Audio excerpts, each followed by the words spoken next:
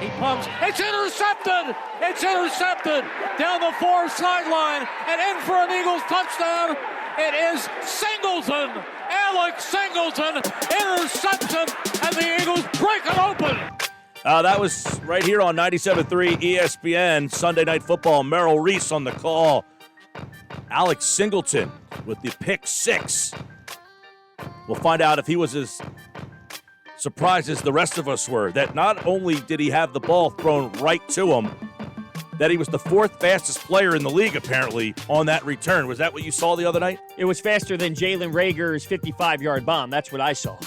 Alex Singleton joins us now on the Boardwalk Honda Hotline. Now, who would win a race straight on, you or Jalen Reagor?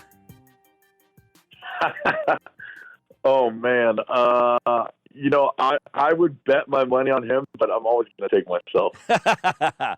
How surprised were you to see that throw right to you? Like, you don't get that to happen ever. Like, that just doesn't happen, and it's right in your face. Yeah, it doesn't happen. The only time that happens is when the linebacker coach is throwing the ball to us usually. I was happy, I guess, right place, right time. I know. I was going to say, do you even get a practice throw like that? Like, it's unbelievable to have that. Now, when you're growing up, high school, did you play on the offensive side of the ball? Like, did you catch passes at some point? Because you looked like you could maybe fill in for Goddard. I haven't played, I played O-line my senior year because of so many injuries. I haven't played, I played tight end, my junior year of high school, but yeah, not since then. So we actually have a mutual friend.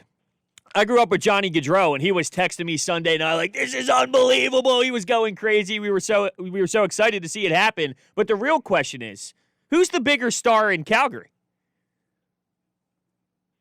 Man, same thing. With that race, I'm gonna put my money on Johnny, but I think Sunday night it might have been me. All right, Alex Singleton. By the way, we asked that question because he played in the Canadian Football League with Calgary and the Stampeders. You were there for a couple of years. Kind of give the listeners a little bit of background on your football journey. You play at Montana State, and then you're kind of bouncing through the NFL. I mean, here you are on Sunday Night Football getting a pick six and scoring this big touchdown, but it's not always a glamorous run to get to that moment. No, yeah. So I started, I was undrafted to Seattle. I was cut and released by them, I think, in that first year 7 times. I was picked up by New England at a point during that season, as well as Minnesota, and spent time on their practice squads. And then, after that season, I was released by Minnesota, day before OTA started. And then I kind of just said, I really want to play football, and not just, bounce around. And so I went up to Canada for 3 years and, did everything I could up there, and got to play football again. And then so after my contract ran up there, I came back down, hopefully to, be able to play. And, that's what the road has been. Yeah. And then I came to Philly, and that's what the road has been up till now. What was the mentality like? You talked about getting cut 7 times. I mean, I can only imagine what it's like mentally to keep yourself engaged and to keep yourself, motivated and properly in a good mindset to continue. So what was that like during that battle of making sure you continue to strive for where you wanted to be? Thankfully I have the best support system in the world. My family, kind of never let me think about anything else. They've let me put all my eggs in this basket, and have supported me whether or not I was playing or not, and just knew it was the dream of mine to be playing football for a living. So they without their support and them always taking me to and from the airport, especially my mom and dad, without them, I don't know how mentally I would have made it through any of it. Alex Singleton's with us now. I heard you say after the game, you're as strong as the weakest link. When TJ Edwards goes down, you get that call. And quite frankly, the Eagles linebackers have been much maligned. I'm sure that you're well aware that everybody's like, hey, what's going on here? But you made that first tackle, and I'm like, who the hell is this guy? You haven't got a lot of time on the defensive side of the ball. So how difficult is that when that position is being looked at and you don't get a lot of time to go out there and, really perform? I don't know if it even matters, how the position is getting looked at. Just in general, you always got to prepare like you're a starter, even if you're not, even if you might, never have a chance of, being on the field, and you're just, even if you're going to be inactive. And then, you're so focused, with the special teams job, and that's, that takes up most of the week as well. And then to have that other preparation, and, you always have to be ready for a time when, if something does happen, your number gets called and you're not, you don't want to be the guy that, more people are, dragging down. You don't want to be the guy that you're the reason the team lost the game because you had to go in. So, I think always knowing that mentally, it makes it easier to prepare than kind of be shell-shocked when you end up out there. Now, you were the CFL's most outstanding defensive player. Now, that means you're the best defensive player in the league. So what are the differences to making the transition from being the best defensive player in that league to now trying to find your way in the NFL? Are there big differences to this is way different from, what was going on up in Canada? Yeah. It's so much of it, it was just coming down to, getting to know everybody's name on a new team again, those little things. And then, practices obviously, are a lot harder. You're doing, scout team reps, but, luckily it's just all about, how you look at it. Every day is more of even when I was up there, it was just, get better each and every day, take every rep. It could be your last. I play football because I love football. I don't do it, for money or to be in the NFL. Like I said, I went to Canada, man. If the only opportunity for me to play was in, Germany, I would be out there playing for nothing. So, having that, it makes it easy no matter what, the spotlight or whatever role I'm in. I'm sure you're just focused on the next play based off of your situation, but how bizarre is it to play with no fans? Is there an impact on how you play the game because of that? And what about hearing the quarterback on the other team making certain adjustments and what he's saying to his linemen and to his receivers? Can you hear a lot more, enough to kind of change the way that you guys play as a defensive side of the ball?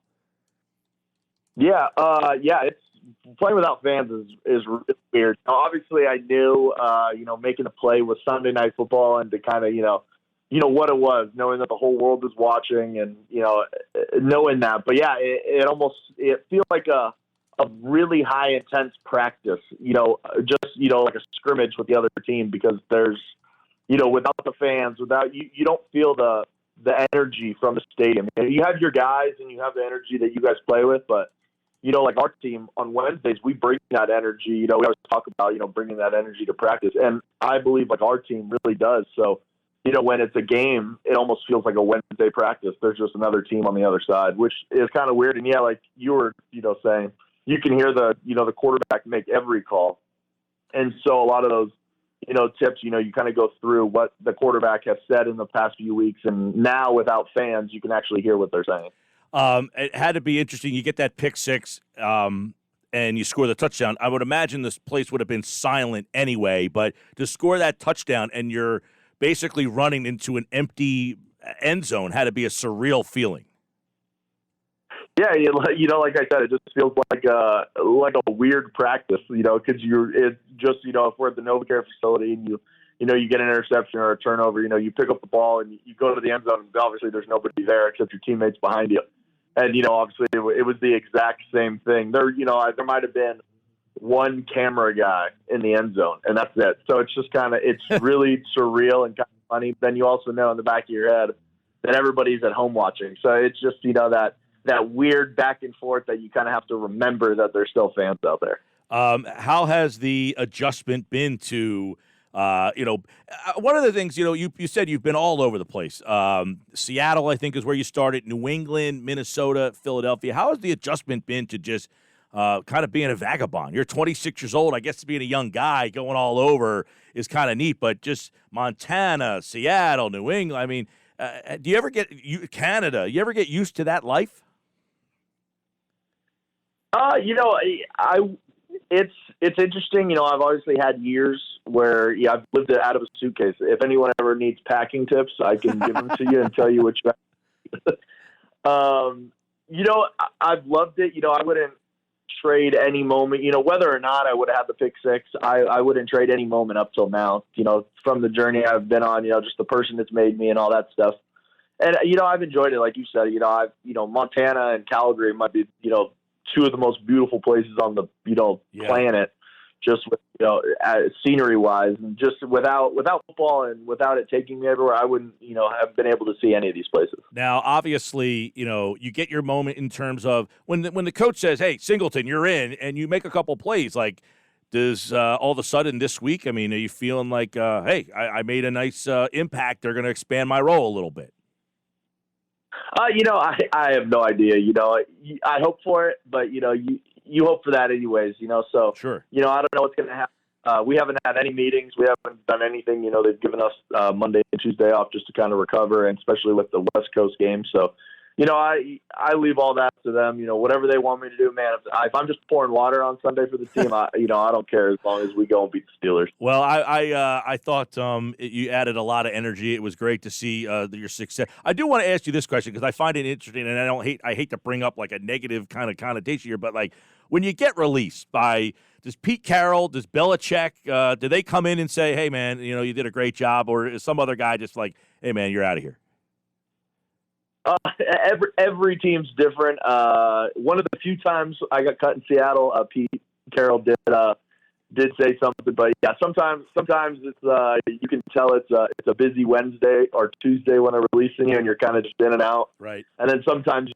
Yeah, at the end of camp is usually when they kind of do it a little more nicely, I would say. But it's all just kind of really depends on the day. Yeah, because you see it on the Hard Knocks, and I always feel like, man, this just seems like, is that really the way? Is it staged? I mean, what guy's going to say, yeah, you could stage me getting cut? Like, but I always wondered if the head, having to do that has got to be one of the worst days for the head coach. But I wonder if the head coach just pawned it off on somebody else sometimes. Oh, yeah, I agree. Being in that room and being in that spot as much as I have, sadly, I can only imagine how hard it is being that guy. It's because I don't think, and I think a lot of the times, you're cutting a guy that you do see playing, but it's such a numbers game that, especially during camp, you can't keep 90 guys all year. And so when you got to cut guys, it's got to be it's both ways. I can only imagine. I know you mentioned living in some beautiful places and seeing these places. I've been to Calgary, all right? There's nothing there. There's no way you're telling me that that's a beautiful place. I got off the plane. I'm like, wow, it was like just nowhere, middle of Texas, if you will, just nothing until I went to Banff and Lake Louise, and it was like, okay, I can get behind this. But there's no way, Calgary, you can put that in a beautiful place kind of concept. There's just no way. Hey, I consider Banff part of Calgary. Okay. The mountains are right there. But you are right. You do get off the plane and you do feel like you're in the middle of nowhere, and then you kind of drive a little, and finally the city pops up. It's actually kind of funny. All right, Alex Singleton, take the rest of the day off. The Eagles gave him the day off. We'll give you the rest of the day off. We appreciate on your day off stopping by and letting our audience learn a little bit about you. And congratulations on your success, and hopefully we see a lot more of you, man. I really love the energy that you brought to that defense on Sunday night. Yeah, appreciate it. And yes, I'll be back whenever you guys need me. Thank you, man. All right, Alex Singleton, everybody, Eagles linebacker here on the Sports Bash Live on 97.3 ESPN.